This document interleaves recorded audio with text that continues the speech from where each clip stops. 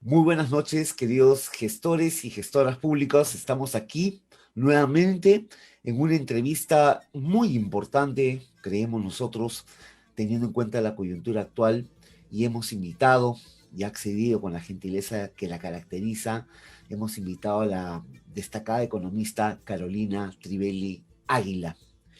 Carolina es, como ustedes conocen, magíster en Economía Agraria por la Universidad de la Pennsylvania State University, es economista de la Pontificia Universidad Católica del Perú y actualmente es investigadora principal del Instituto de Estudios Peruanos, conocido IEP.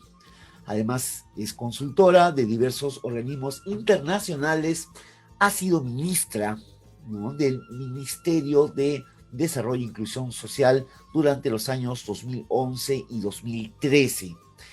Ella además es miembro de directorio de CUNAM y de Sembrando Juntos. También participa como en el Consejo Directivo de la Asociación Civil Transparencia, Proética y Sepia. Además, a nivel internacional, ella es miembro del directorio de Busara Center for Behavioral Economics, del Comité Consultivo de la Iniciativa ID 4D del Banco Mundial, preside el Comité Asesor Internacional de RIMISP y además es miembro del Comité Consultivo de Aqueles y la Facultad de Gestión de la Pontificia Universidad Católica del Perú. También es miembro de la Comisión Consultiva para la Estimación de la Pobreza del INEI y del Consejo Fiscal del Perú, una entidad importante que maneja, digamos, el teje y maneje del quehacer macroeconómico de nuestro querido país. Además, ella es columnista de la sección Economía del diario El Comercio y miembro del comité editorial de Hacer Perú. Carolina ha tenido la gentileza de estar presente con nosotros, gestoras y gestores públicos. Hoy día es un día muy importante. El tema que vamos a tratar es el relativo a la aplicación de los bonos que ha dispuesto el gobierno nacional. Entonces voy a dar pase, por favor, creo que ya estamos ingresando a esta nueva entrevista, con la cual quisiera en primer lugar que Carolina nos dé el saludo del caso a toda la audiencia que en este momento nos está viendo. Te cuento, Carolina, que nos están viendo de todo el país, del norte, del centro, del sur del país, de Ayacucho, de Andahuaylas estamos viendo, también están de Piura, de Ica, Arequipa, Moquegua. Todos ellos son gestores, gestoras públicas que tratan de sacar el país adelante desde la función pública. Carolina, buenas noches. Buenas noches, muchas gracias por la invitación y siempre un placer, por supuesto, poder compartir unos minutos con quienes están a cargo de implementar las acciones del sector público, que son en realidad quienes mueven la maquinaria del aparato público para lograr que las decisiones de política, las ideas que adoptan quienes lideran los sectores, los niveles subnacionales de gobierno se conviertan en acciones que realmente llegan a los ciudadanos. Yo creo que esa maquinaria es realmente una maquinaria que debemos no solamente reconocer, sino ayudar a que puedan hacer cada vez mejor su trabajo. Qué bueno, Carolina, que lo tengas presente. Me hace recordar al profesor Mark Moore cuando habla del famoso ese triángulo estratégico que decía, si no hay capacidad operacional, no es posible nada, ¿no? Tiene que haber un engranaje, una cadena de producción muy potente, tal vez un ecosistema social que articule esfuerzos privados, públicos, etcétera, para sacar adelante esto que nosotros conocemos como políticas públicas. Pero una primera pregunta que quería hacerte, queridos amigos y amigas, el tiempo es oro, y con Carolina más aún, ella está súper ocupada, una agenda súper ocupada, le agradezco doblemente que esté aquí con nosotros. La primera pregunta, Carolina, bonos. Hay tantos bonos que ya hasta nos confundimos, porque he tratado de hacer una arquitectura bonística, vamos a decirlo así, porque está el bono yo me quedo en casa, el bono independiente, el bono rural, ¿no es cierto? Si queremos ponernos un poquito más difíciles, el bono familiar universal, primera parte, porque hay un nuevo bono familiar universal. Además, por ejemplo, podríamos agregarle otros bonos que por ahí están, el bono renta joven, por ejemplo, o el bono familiar habitacional. De esos vamos a olvidarnos un poquito porque eso ya tiene otra connotación, pero bono Yo Me Quedo en Casa, estos que han sido subsumidos en este segundo tramo del nuevo bono familiar universal. La pregunta es, ¿por qué tantos bonos? ¿Qué se persigue con estos bonos? No, yo creo que aquí hay que ser súper honestos y súper claros en entender de dónde viene este proceso, ¿no? Recordemos el inicio de la cuarentena, cuando se anuncia que va a haber una cuarentena de 15 días a partir del 16 de marzo, el gobierno peruano, el ejecutivo, toma una primera decisión, ¿no? Pensando en esos primeros 15 días que van a ser muy difíciles, y dice: aquellas personas que ya están en situación de pobreza en las zonas urbanas, que no están recibiendo programas sociales, la van a pasar pésimo con 2 semanas a las que los estamos obligando a quedarse en su casa. ¿Qué hacemos? Hay que hacer un bono. Y se hace el primer bono. Recordemos que fue un bono para 15 días, el bono 380, ¿no? Que era la mitad del bono mensual, y se procedió a tomar ventaja de aquello que existía en el Estado. Nuestro Estado tiene muy poca y no suficiente información sobre los ciudadanos. Y esto que decíamos antes, la relación de las políticas públicas con el ciudadano pasa por una tubería.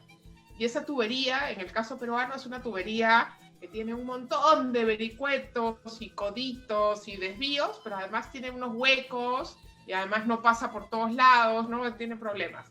Entonces se decidió, con lo que se tenía, hacer este primer bono para aquellos que ya sabíamos ese día que se anunciaba la cuarentena que la iban a pasar pésimo, porque ya estaban en una situación de pobreza en las ciudades. Entonces anunció ese primer bono, el Yo Me Quedo en Casa, los primeros 380. Ese bono llegó a 2.7 millones de familias, y eso ya era una reacción muy potente del Estado. Un bono que llegue a 2.7 millones de familias es un bono que ya implica 4 veces el programa Juntos, que es nuestro programa social más grande, ¿no? Entonces era un esfuerzo enorme. Pero claro, llegó el 1 de abril y lo que se decretó es que la cuarentena se ampliaba. Y entonces ahí dijeron, bueno, ya no son solamente esas familias que la están pasando mal, que hay que darles los otros 380, porque igual los estamos obligando a que se queden en su casa, sino que además hay familias que tienen ingresos independientes que estaban justo sobre la línea de pobreza. Y entonces hay que darle también un bono a ellos, porque ya después de un mes sin trabajar van a comenzar a pasarla mal. Y ahí se crea el bono independiente, ¿no? Y así cada ampliación, y fueron decisiones que se fueron tomando en la medida que se fueron tomando medidas para responder a la pandemia, ¿no? Entonces, hoy día es fácil decirles, ay, debieron planificar bien, debieron hacerlo más organizado, con un solo nombre, una sola... Sí, claro, todos somos generales después de la batalla.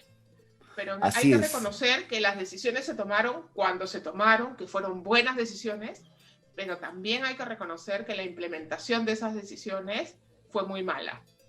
No se sabía bien quién pagaba, a través de qué medios, colas enormes, mucha desinformación, muchas páginas web, muchos nombres, y eso sí es una responsabilidad del Ejecutivo, que debió darse cuenta temprano que había un problema. Y alguien debió tomar las riendas. Desgraciadamente nadie lo hizo, y entonces tenemos al MIDIS, al Ministerio de Trabajo, al Ministerio de Agricultura, al MEF, el PGH del MIDIS, después el nuevo registro, después el presidente, ante la presión de algunas otras fuerzas políticas, pasando de estos bonos en los que se agregaban grupos a la idea del bono universal, pero que no era tan universal, era un poco universal, pero había que completar. Ese desorden yo creo que ha sido el principal problema en la pagaduría de los bonos.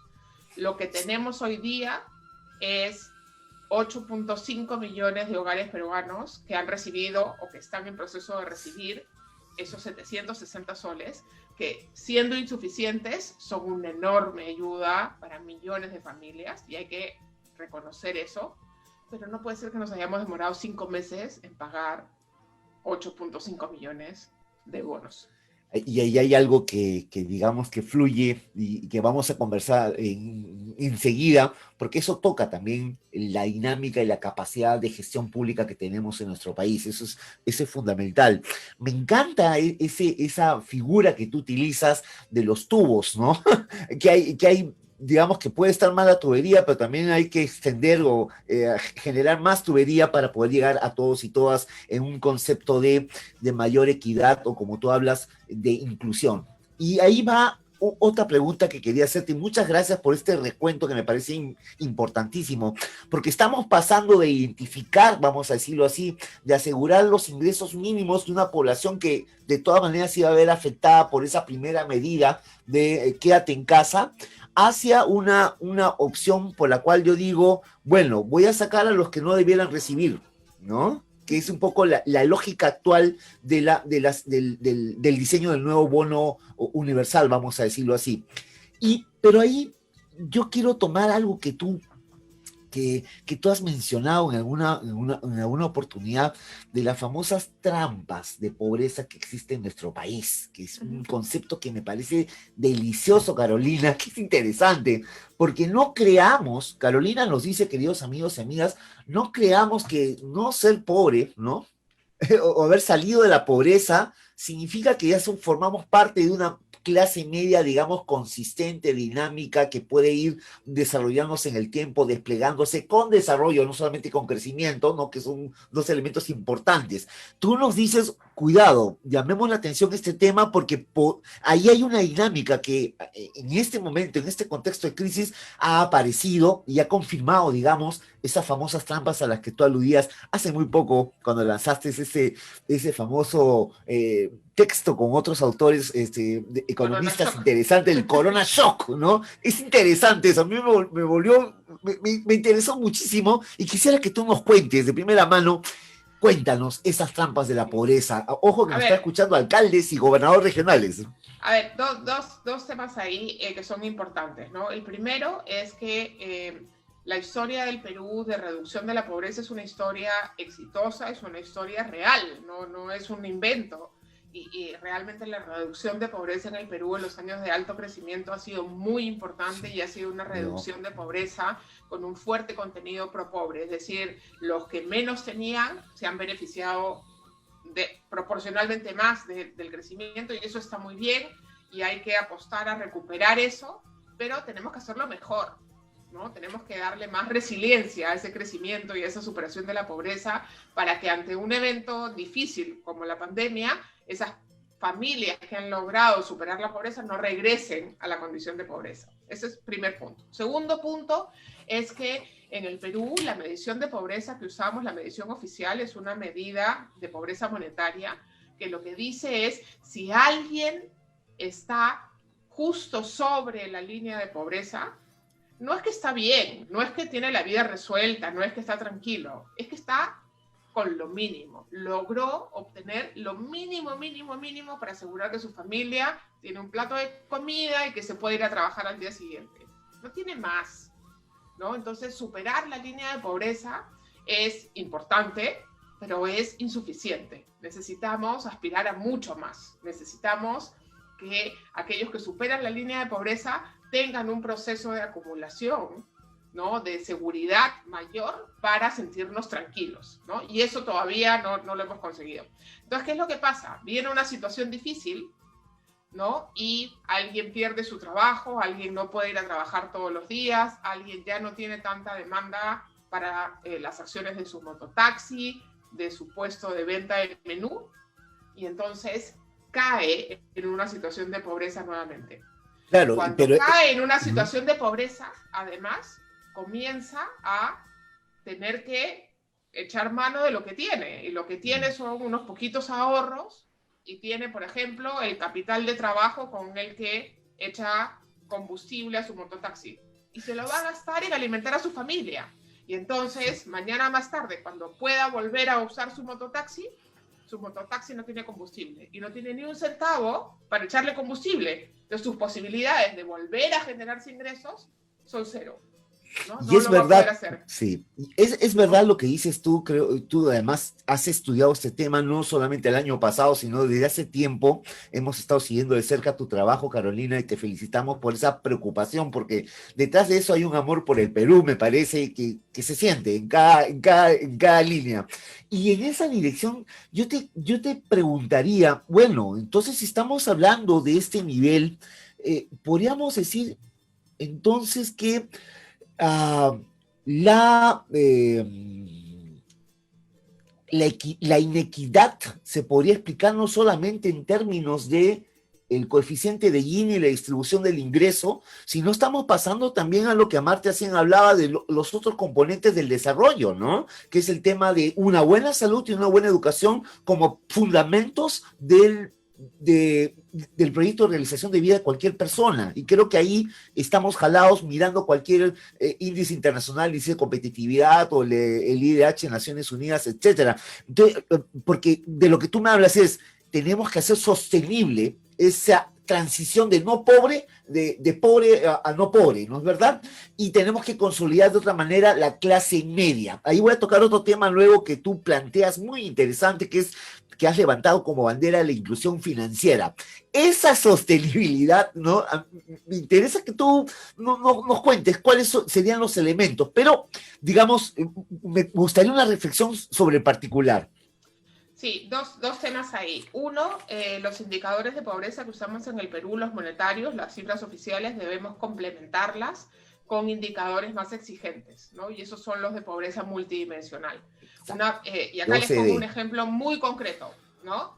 Imaginémonos cuando miramos las cifras de pobreza monetaria, una región como Madre de Dios tiene una tasa de pobreza monetaria muy baja, porque la gente en Madre de Dios tiene dinero en el bolsillo, ¿no? Sin embargo, cuando evaluamos la pobreza multidimensional de Madre de Dios, sale muy alta, porque es gente que teniendo dinero en el bolsillo, no tiene acceso a buena salud, no tiene acceso a buena educación, no tiene acceso a agua segura, no tiene acceso a medidas para enfrentar emergencias, ¿no? Y esas cosas no se compran con la plata en el bolsillo que tiene la familia, ¿no? Esas se compran con buenas políticas públicas, con acuerdos sociales, con pactos sociales que generan infraestructura mínima, que aseguran calidad de servicios.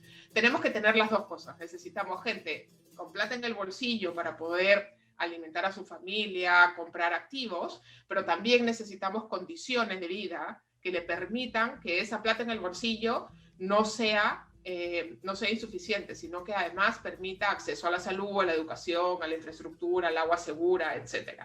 Eso número uno. Sí. Número dos, es muy importante que, volviendo al concepto de trampa de pobreza, cuando hay una crisis como esta, un evento inesperado tan duro, muchas familias, no solamente como yo ponía el ejemplo del mototaxi, se comen su capital de trabajo, sino que llegan a una situación en la que incluso si hacen todo bien, si hacen el mayor esfuerzo posible, si usan todos sus recursos en reactivarse, no lo van a poder hacer. Esa es una trampa de pobreza. Y lo que tenemos que hacer es asegurar que quienes caen en una situación de trampa de pobreza reciban un salvavidas del Estado, del sector privado, de la sociedad organizada, de los voluntarios, para poder superar la trampa. Porque lo que queremos es que aquellos ciudadanos que están haciendo su mejor esfuerzo, que se están esforzando, que están poniendo todo de sí para salir adelante, salgan adelante. Porque eso es bueno para ellos, para esos ciudadanos, pero es bueno para la sociedad, es bueno para la economía, es bueno para el país, es bueno para la prosperidad de todos. Entonces, dar salvavidas hoy día a las personas que han caído en una situación de trampa de pobreza es una inversión muy rentable, no solamente en términos económicos, sino en términos de equidad. Y eso es lo que hace es permitir que cada ciudadano, cada peruano y peruana realmente contribuyan al esfuerzo de la reactivación. Y eso es lo que necesitamos, sí. Más soldados en este ejército. Eso es interesantísimo, porque tú indirectamente estás haciendo referencia a los famosos estudios multidimensionales que ha hecho la OCDE sobre el Perú, el informe 1, el 2 y el 3, que recomiendo a todos los gestores y gestoras, por favor, léanlo. El segundo y el tercero está en inglés, pero igualito, no es tan difícil tampoco, y es importante porque tenemos que mirar que este no es un tema que es sectorial, es de carácter yo diría, me encanta mejor el concepto transsectorial porque tenemos que hilar fibras. Y creo que eso no lo hemos hecho al momento de actuar, al momento de implementar la política pública y al momento de ejecutarla, que son dos elementos que me parecen claves. Y entonces estos salvavidas a los que tú te refieres requieren una acción decididamente multisectorial, ¿no es verdad? Y ahí va a otro tema que quería trasladar a esta conversación que me parece importantísimo, que es la entrega del bono. La entrega del bono. Cuando hablamos de la entrega del bono, tú has aludido a dos elementos que me parecen importantes en algún momento. Has señalado las debilidades que tenemos en de infraestructura de nuestro sistema financiero. No llegamos, no estamos presentes, lo que llega hasta el fondo hay sitio es el banquito de la nación, que es chiquitito, parece casi un kiosco, ¿no? Y también el rol de los articuladores que están ausentes en la política de entrega del bono, es decir, cajas, cooperativas, todos aquellos actores que hacen microfinanzas, las juntas, etcétera. Cuéntanos un poquito, o sea, para sacar adelante una política pública, y acá tengo bien claro las clases del profesor Mark Moore, ¿no? Este famoso triángulo estratégico, tenemos que tener capacidad operacional. Si nuestro Estado, nuestro sector público, nuestro aparato público, no puede hacerlo todo solo. Creo que ahora recién estamos cobrando conciencia que tenemos que trabajar con la población organizada o con actores que trabajan, digamos, en lo micro, en el plano micro. Sobre ese tema, entonces, se requiere un ecosistema organizacional que pueda traducir la política pública o la buena voluntad en acciones en concreto. Y sobre esto, Carolina, ¿qué nos dice la experiencia? ¿Qué nos dice las referencias? ¿Qué propondrías tú sobre este tema? Lo primero es que claramente necesitamos expandir los niveles de inclusión financiera en el Perú. En el Perú, solo 4 de cada 10 adultos tienen una cuenta en el sistema financiero y eso está muy por debajo del promedio regional y está recontra por debajo del promedio mundial. En el mundo, ¿no? El mundo que incluye a África completa, que es mucho más pobre que América Latina, hay 7 de cada 10 adultos con cuenta. Y nosotros tenemos solo 4, ¿no? Eso no se condice con el nivel de desarrollo del Perú. ¿Por qué es importante que la gente tenga cuenta? No es importante que tenga cuenta, es que tenga una conexión con el sistema financiero. ¿Por qué? Porque el sistema financiero, a pesar de todos los problemas y de todas las cosas que odiamos de los bancos, etcétera, lo que nos permite es, nos da herramientas para que cada ciudadano use herramientas financieras las que le sirvan para enfrentar diversos problemas, si son problemas de seguridad para que no les roben, si son problemas de que su familia está dividida en 2 regiones del Perú para que pueda enviar y recibir dinero entre sus familiares, para que pueda un agricultor guardar el excedente obtenido durante la venta de su cosecha para que le permita subsistir hasta que tenga una nueva cosecha meses después, ¿no? Y esa es la idea de tener acceso al sistema financiero, no es que todos nos endeudemos con los bancos, de ninguna manera, es que tengamos más herramientas, más y mejores herramientas. Los peruanos y peruanas, durante la emergencia y antes de la emergencia, usamos muchos servicios financieros. En el IEP, donde yo trabajo, hicimos una encuesta a finales de mayo y lo que encontramos es que 75% de las familias habían usado todos sus ahorros, la mayor parte de ellos ahorros en casa o en especies que tenían, y en el estrato D y E de la población, 46% había usado 4 instrumentos de crédito ya para enfrentar la pandemia. Claro, todos informales, todos carísimos, todos con manejos de riesgos muy en contra del usuario, pero era lo que tenían a la mano y podían usar. Entonces, no es que no usemos servicios financieros, usamos. Lo necesario es que tengamos a nuestra disposición más y mejores, más transparentes, más seguros, más baratos servicios financieros para que podamos elegir mejor. Por eso necesitamos inclusión financiera y para la pagaduría de los bonos hubiera sido mucho más fácil que a todo el mundo le depositen en una cuenta y cada quien retire donde mejor le convenga. No lo tenemos que hacerlo.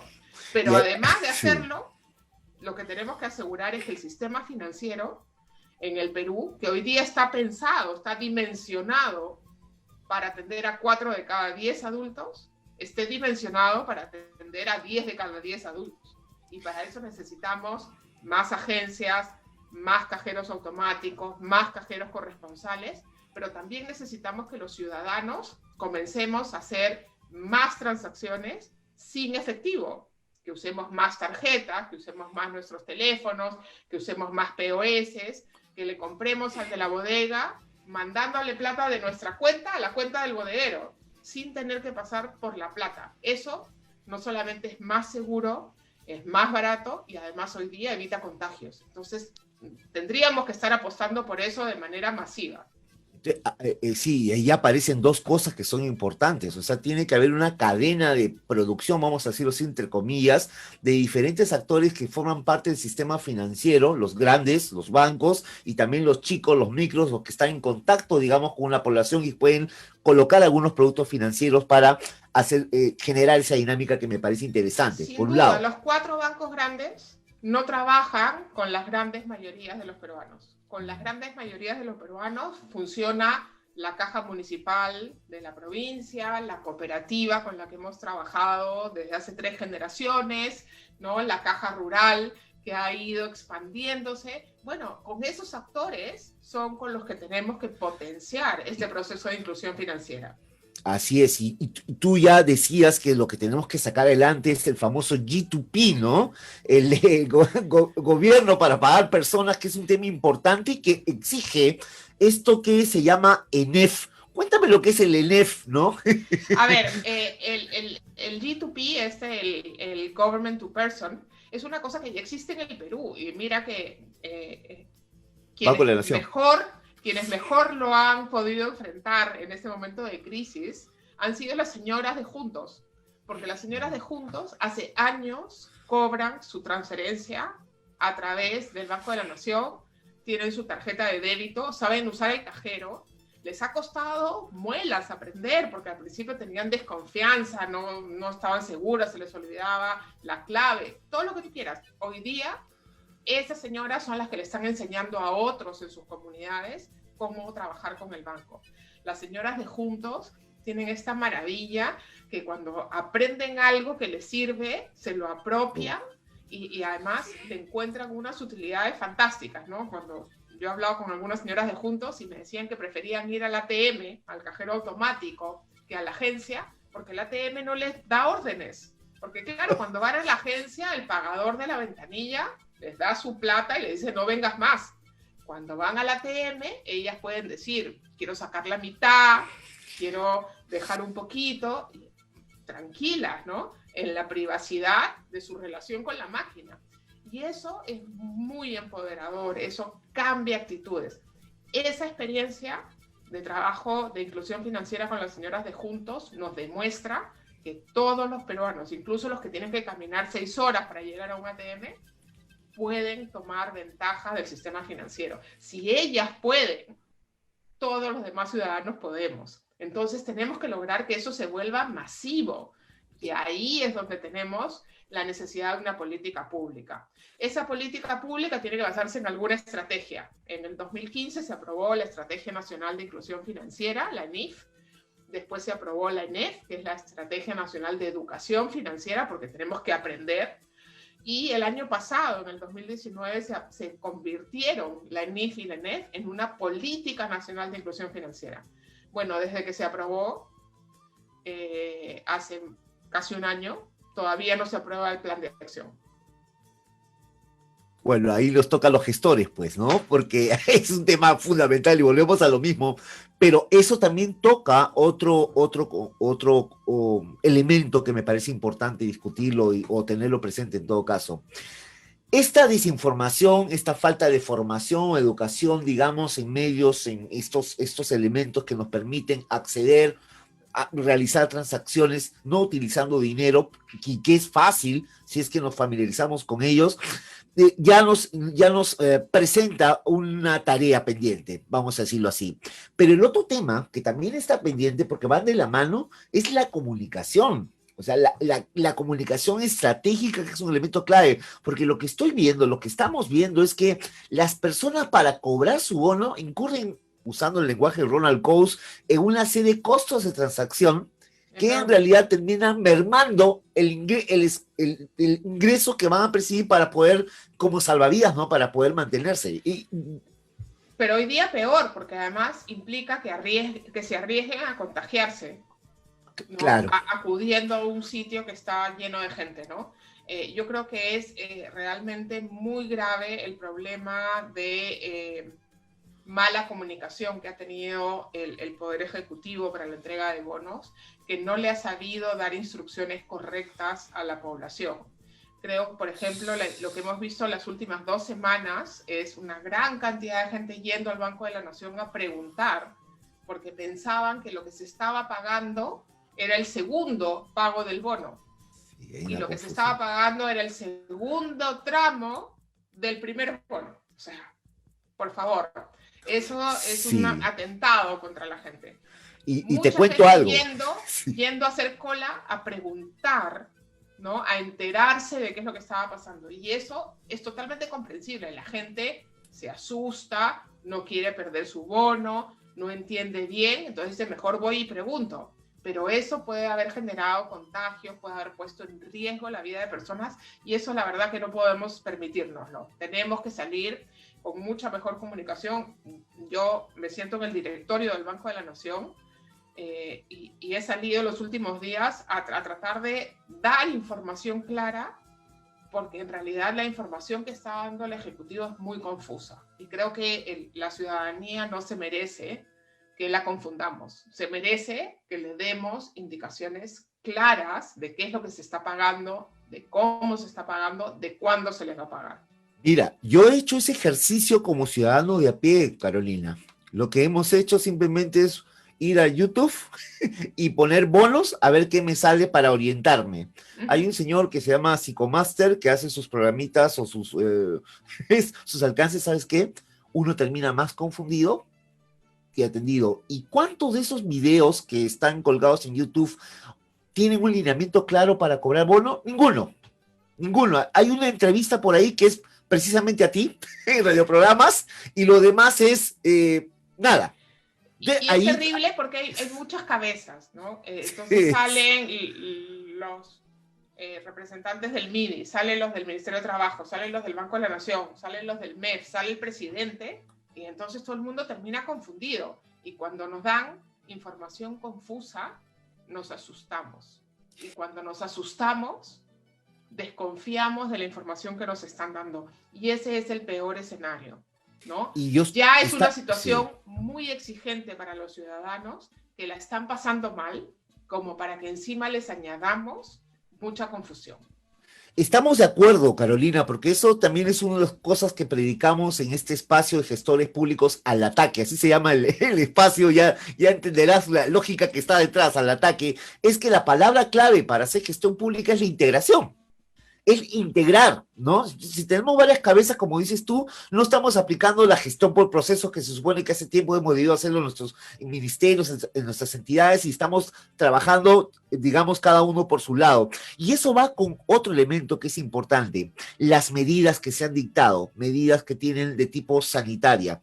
De tipo, me encanta lo que tú utilizas, la categoría que tú utilizas, de protección social, que tiene que ver con seguridad alimentaria y todo lo demás. Y la tercer tipo de medidas que tiene que ver con reactivación económica, pareciera que fueran como caballos de carrera que van con sus anteojeras por lugares diferentes, cuando deben ser líneas de acción que forman parte de una única medida que tiene un enfoque tan sectorial, vamos a recuperar ese concepto de los 2000, ¿no es cierto? Y que deberían ir de ese lado. ¿Qué te parece a ti, digamos, el desafío que representa articular, integrar las medidas, máxime cuando yo me quedo con una frase de Francisco Izquierdo, que lo debes de conocer, ¿no es cierto?, que nos dice: la crisis económica durará, o está referida, durará, o se apoya, o durará tanto como dure la pandemia. Si la pandemia se vuelve en endemia, como todos los científicos parecen indicar, entonces esto formará parte no de una nueva normalidad, sino de una nueva realidad. ¿Cuáles son los desafíos para integrar estas tres tipos de medidas sanitarias, protección social y de reactivación? Porque creo que la segunda joroba del camello, porque ya no hay una, sino la segunda joroba, se ha dado por ese énfasis a la reactivación, perdiendo de vista el tema sanitario y de protección social. Bueno, en realidad la forma en la que se ha abierto de nuevo la economía y en la que hemos salido todos de nuevo a la calle no ha incluido una transición y un cambio en el discurso, ¿no? Venimos de 15 años diciéndole a la población, juégatela como tú puedas, tu éxito depende de ti mismo, tú mismo eres, tú te tienes que ocupar de ti mismo.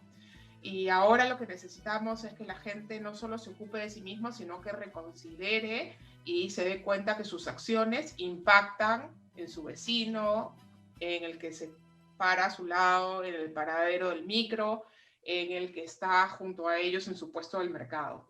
Y entonces tenemos que recuperar una dimensión comunitaria que habíamos dejado de lado y que en el Perú tenemos una tradición enorme de esfuerzo y de trabajo comunitario que creo estamos en el momento que debemos recuperar. De esta solamente salimos si salimos todos juntos. El más capo, el más trome, no va a salir solo, porque se va a contagiar, lo vamos a contagiar. Entonces tenemos que salir todos juntos. Y para lograr eso, creo que necesitamos un cambio de discurso de tú no te la juegas solo, tú te la juegas con los tuyos, con tu comunidad, con tus vecinos, con tu barrio, con tu distrito, con tu ciudad, con tu pueblo. Y entonces eso cambia sustantivamente el enfoque, número uno. Número dos, la reactivación tiene que venir con protección, ¿no? Con protección sanitaria, pero también con protección social. La gente no va a poder reengancharse en actividades productivas si no sabe con qué va a alimentar a su familia mañana.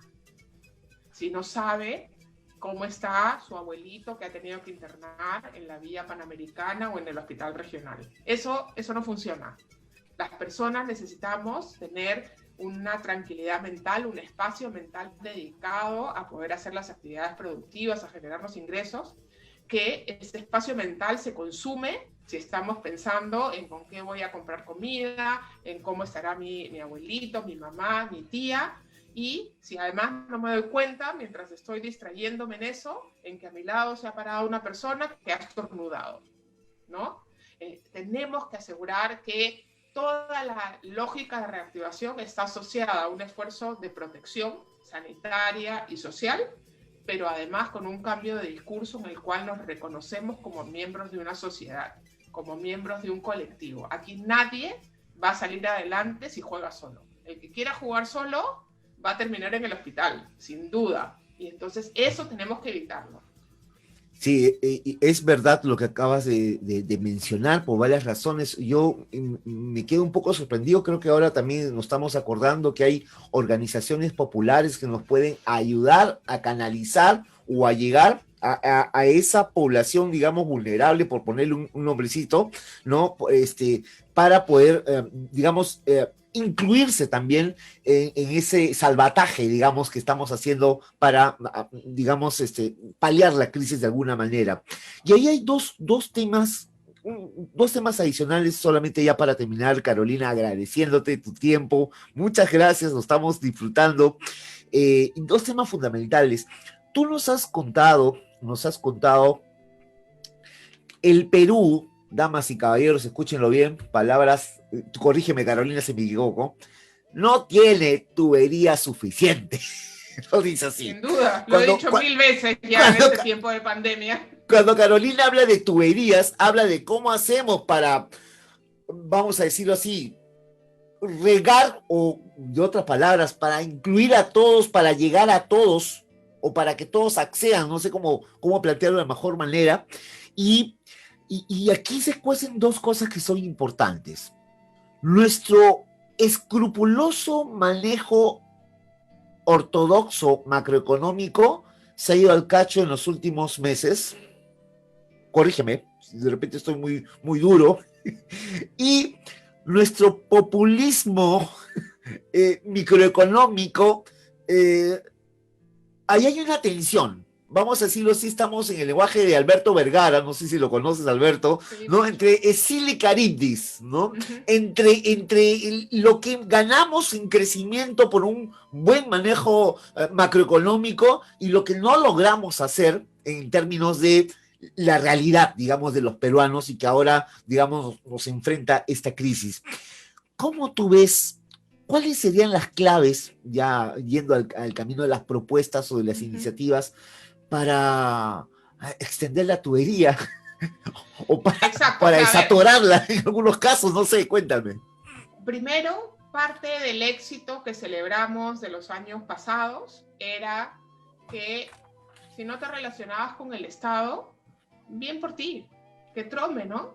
Qué bien. Ahora lo que estamos extrañando es tener esa conexión con el Más aparato Estado. público. Sí. Y esa es la tubería que nos falta, ¿no? Y entonces la informalidad, ¿no? Que ha sido motor de desarrollo para millones de familias, ha sido a costa de no generar tubería con el Estado, de no estar en el radar del Estado. Y yo creo que ahora estamos pagando esa factura muy caro. Primero. Segundo, ha sido un éxito lo que teníamos en la macro y por suerte lo teníamos, porque hemos realmente ido a romper todos los chanchitos que fuimos guardando, los baulitos que nos dejó la abuelita para poder enfrentar estos meses que han sido tan difíciles. Desgraciadamente los chanchitos se acaban y ya no tenemos más. Y entonces ahora, claro, como nos hemos portado súper bien y como acumulamos varios chanchitos, podemos ir al mercado internacional y pedir que nos presten plata. Pero esa plata va a haber que pagarla. Y no podemos seguir endeudándonos porque si no lo que vamos a tener que pagar va a ser mucho más de lo que podemos producir. Y entonces vamos a colapsar, como muchas familias podrán decirlo, lo mismo va a pasar en el país. Entonces, incluso pasando este momento tan difícil y retomando una senda de crecimiento, vamos a tener que pasar por un ajuste fiscal para reordenar las cuentas y poder volver a generar esos chanchitos que nos protejan de futuras situaciones difíciles. Entonces, podemos gastarnos todo lo que tenemos para enfrentar la emergencia, sí, lo hemos hecho en buena medida. Podemos endeudarnos un poco para enfrentar la emergencia y tirar salvavidas para reactivarnos, sí, hasta cierto punto, ¿no? Porque todo eso lo vamos a tener que pagar. Y la única plata que tiene el Estado peruano son los impuestos que pagamos los peruanos, ¿no? Y si no pagamos impuestos, no hay forma de financiarlo. Entonces, necesitamos tener claro que del mismo cuero salen todas las correas y que la plata que gastamos desde el Estado tenemos que gastarla bien a través de una tubería limpia que llegue realmente a quien lo necesita y que logre generar. Hay montones de buenas ideas que no funcionan. Tenemos que invertir más en las ideas buenas que sabemos que sí funcionan, porque la gente necesita comenzar a generar actividad económica, con seguridad, con protección, ¿no? Y tenemos que echar esos salvavidas, pero no tenemos que inundar el mundo de salvavidas inútiles, ¿no? Ni de flotadores de colores, porque esos no son los que van a salvar al Perú. Y tenemos que Sí. reconocer que el futuro depende de nuestro propio esfuerzo y que en el futuro tenemos que pagar todo el dispendio que estamos haciendo ahora por la emergencia, por el afán populista de algunos congresistas, por medidas hechas un poco a la rápida, y eso lo vamos a pagar ¿quiénes? Los contribuyentes, el próximo año, el subsiguiente y el que sigue, ¿no? Y son Así años en es. los que no va a haber tantos recursos para gastar y va a haber mucha presión por recaudar. Claro, los economistas siempre dicen no free lunch in economic, ¿no es cierto? No hay almuerzo gratis y lo que se gasta Exacto. ahora se paga y lo que se gasta mal también se paga con creces. Y eso es un tema importante. Ya la penúltima pregunta, Carolina. Ya penúltima, por favorcito. Y está muy interesante. Ustedes los economistas les encanta usar esa palabra llamada incertidumbre. O sea, en una buena economía la incertidumbre tiene que reducirse para que los actores económicos puedan actuar, digamos, con certidumbre, con celeridad también. La primera incógnita, has dicho tú en alguna oportunidad, es despejar el tema de las medidas sanitarias y el alcance, la sostenibilidad. Estamos viendo como cambio de eje, un cambio de eje ahora de una estrategia basada en la recuperación, ¿no? En el tema hospitalario, a uno que se va a enfocar en el aspecto territorial de ir a cazar el virus, digamos así, que implica también gasto y exige también inversión, y OARS, por ejemplo, en trabajar en el territorio en alianza con gobiernos locales y todo lo demás. O sea, exige gobernanza, una institucionalidad que a lo mejor no nos alcanza, pero ahí estamos. Además, Si no despejamos, dime tú si este razonamiento es correcto, o en todo caso tú, si no despejamos cómo vamos a actuar y las medidas sanitarias, el carácter, el perfil de estas medidas sanitarias, tampoco vamos a poder progresar en las medidas económicas o la actividad económica a realizar, a llevar adelante para, digamos, salir de la crisis en la que estamos, y también el elemento del financiamiento que puede venir del sector privado. ¿Qué piensas tú sobre el particular? Sin un plan creíble de estrategia sanitaria, solamente mantenemos la incertidumbre muy alta. Y con alta incertidumbre, nadie va a invertir. No va a invertir el pequeño comerciante en comprarse más mercadería y ahorrar comprando al por mayor para poder ganar más. Y va a comprar de a poquitos, ganando menos cada vez. No va a invertir la gran empresa porque va a decir, voy a esperar para ver cómo viene la cosa. No va a invertir el mercado de capitales de Nueva York en prestarle plata al Perú porque quiere ver si el Perú realmente va a tener plata con qué repagarle. Entonces, realmente en una situación de incertidumbre, las familias, las empresas y en los mercados internacionales nos van a penalizar y vamos a poder avanzar en reactivarnos más lento, con mayores costos y por ende con mucho menor resultado. Lo que necesitamos es una buena estrategia sanitaria, creíble, realizable, con mucho enfoque territorial, porque en lo que hemos fallado sistemáticamente en esta crisis sanitaria es en la capacidad local de enfrentar la crisis. No solamente porque no se le han dado los recursos, ni humanos, ni financieros, sino porque se ha dicho, esto lo va a hacer el MINSA. Y el MINSA está lejos. Lo que tenemos que hacer es que las autoridades locales trabajen con su población, pero insisto, con un cambio de discurso. Si no cambiamos el discurso de yo me la juego solo y yo soy el más vivo y yo salgo adelante, una provincia sin sus provincias vecinas no va a salir adelante. Una región sin las regiones vecinas no va a salir adelante. Lima sin las regiones no va a salir adelante. Las regiones sin Lima no van a salir adelante. Este es un esfuerzo de todos. Y en si este no caso, la jugamos sí, como equipo, no hay forma. Y entonces vamos a generar de nuevo más incertidumbre, porque no vamos a saber cuándo vamos a poder realmente controlar la pandemia, y con eso la economía no se va a recuperar de la misma manera. Vamos a tener una recuperación mediocre, y con eso todos vamos a pagar esa factura, todos. Los del sector público, el sector privado, las familias, los ricos, los pobres, todos la vamos a pagar, sin duda. Y acá, digamos, ya acercándonos a los 200 años, que decían, vamos a romper cadenas, a liberarnos, acá lo que tenemos que es generar cadenas, encadenamientos productivos para el desarrollo. Creo que es el elemento de unión, de unir eslabones, me parece clave. La última pregunta, Carolina, agradeciendo tu tiempo y reconociendo, queridos amigos y amigas, es la primera vez que invito a este espacio a una persona que no tengo el gusto de conocer, recién estoy conversando con Carolina, quiero ser honesto para eso, para decir eso. Carolina tiene muchas actividades y ha dado un poquito de su tiempo para estar con nosotros, lo cual aprecio infinitamente, Carolina. No, solo la última pregunta, una fórmula que tú la has dicho en algún medio, que me pareció interesante. He estado rastreando todo lo que has hecho y todo lo que has leído, lo que has escrito también, que es importante. Inclusión financiera, ¿no es cierto?, es la que permite articular la inclusión social con la inclusión económica. Ahí nosotros hemos añadido algo más. Para nosotros la inclusión financiera es tener una cuenta DNI en el Banco de la Nación, en concreto, ¿no? Una cuenta DNI en el Banco de la Nación, pero también tu RUC, DNI en el Banco de la Nación. O sea, es decir, así tú no seas un contribuyente, la primera operación grabada que te toque hacer, bueno, ingresas al sistema contributivo. Creo que eso ayudaría mucho. ¿Qué falta? ¿Qué falta? Porque en esto que tú, la última reflexión que tú nos has mostrado, ¿no?, de avanzar hacia una nueva realidad, es importante este tema de inclusión, en la dirección que tú has planteado. ¿Qué es lo que falta?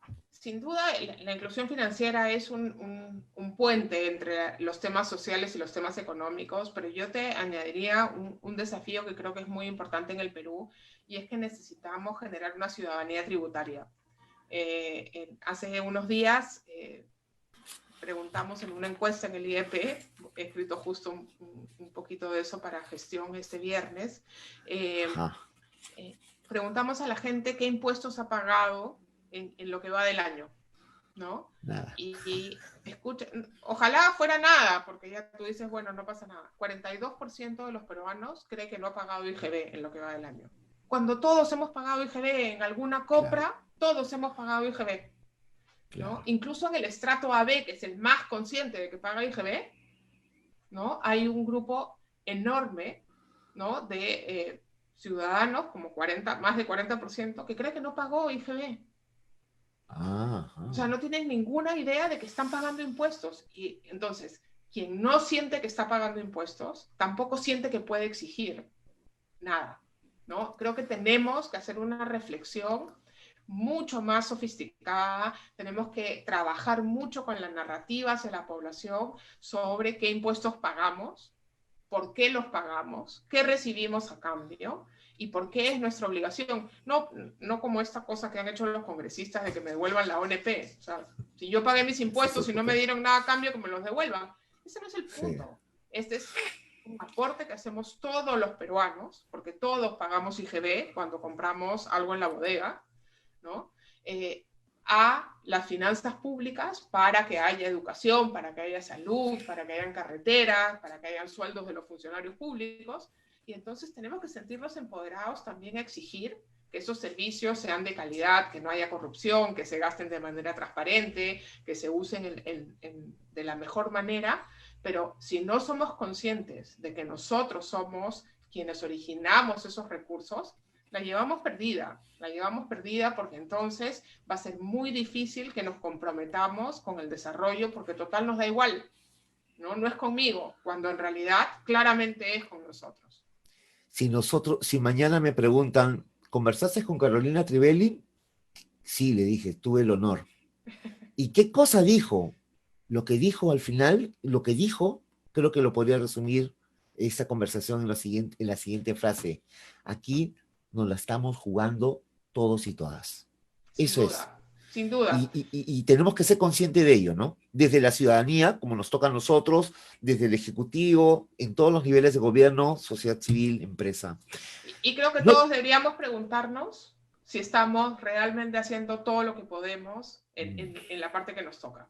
Y yo creo que todos deberíamos exigirnos un poquito más. Es una situación de mucha crisis y donde no hacer nada es realmente una ofensa. Yo creo que todos tenemos que hacer todo lo que podamos por contribuir a que salgamos de esta situación tan difícil, a que podamos después mirar para atrás y decir, salimos todos juntos y somos un país que tiene un futuro común.